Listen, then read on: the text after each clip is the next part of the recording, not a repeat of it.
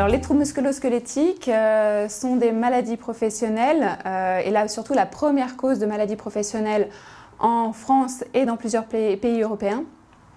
Il s'agit de maladies qui touchent les articulations, les muscles, les tendons. On les connaît sous le nom de lombalgie, tendinite, épicondylite ou encore syndrome de canal carpien. Les TMS ont des conséquences pour les salariés, à la fois des souffrances, des arrêts de travail, une perte de la possibilité de réaliser son travail, voire un handicap. Il s'agit en fait de la première cause d'inaptitude au travail.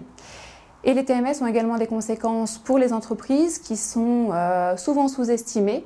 Donc il s'agit bien sûr de conséquences financières, mais également des conséquences sur l'organisation du travail, l'absentéisme, la perte de performance, de qualité ou encore une dégradation du climat social. Effectivement, tous les secteurs d'activité sont concernés. Les troubles musculo-squelettiques sont liés à l'activité professionnelle notamment et effectivement cette activité peut intervenir à la fois dans leur apparition, leur maintien et leur aggravation. On distingue plusieurs facteurs de risque, les efforts excessifs, le travail statique, les positions articulaires extrêmes et les gestes répétitifs, ainsi que les facteurs organisationnels et psychosociaux, c'est-à-dire le stress, le travail monotone, la pression temporelle.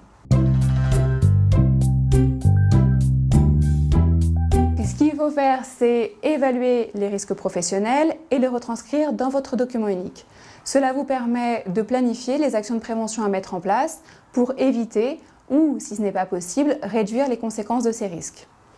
Ce qui est important à retenir, c'est que pour prévenir les troubles musculo-squelettiques, il faut mettre en place une approche globale de la situation de travail. Revoir l'organisation du travail, mettre en place des actions, des aménagements techniques ou encore favoriser l'information et la formation des salariés sont autant de pistes à explorer, bien sûr, en concertation avec tous les acteurs.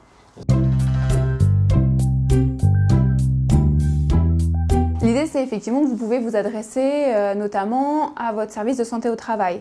Et toute l'équipe pluridisciplinaire est là pour vous accompagner dans vos démarches de prévention.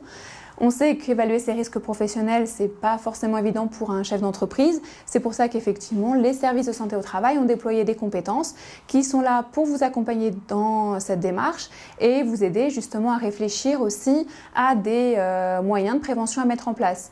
C'est vous qui connaissez le mieux votre entreprise, donc vous êtes forcément les plus à même de trouver des solutions en interne.